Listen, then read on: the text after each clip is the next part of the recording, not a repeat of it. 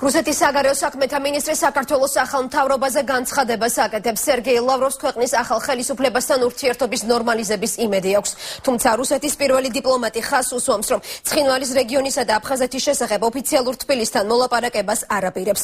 რუსეთის საგარეო უწყების ხელმძღვანელმა ეს განცხადება მარიონეტული რეჟიმის დე-ფაქტო საგარეო საქმეთა მინისტრთან ერთად გააკეთა. განცხადებები კი სააგენტო როიტერის საშუალებით გავრცელდა.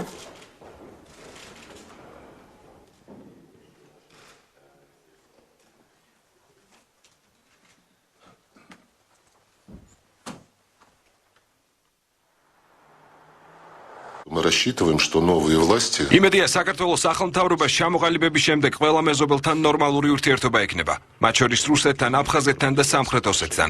ამ რესპუბლიკების სპეცთან დაკავშირებით ჩვენ არ ვაპირებთ რაიმე მოლაპარაკების გამართვას საქართველოსთან ან სხვა ქვეყანასთან. აფხაზეთისა და სამხრეთ ოსეთის ხალხმა დამოუკიდებლობა აირჩია და რუსეთმა ეს 2008 წლის აგვისტოში აღიარა.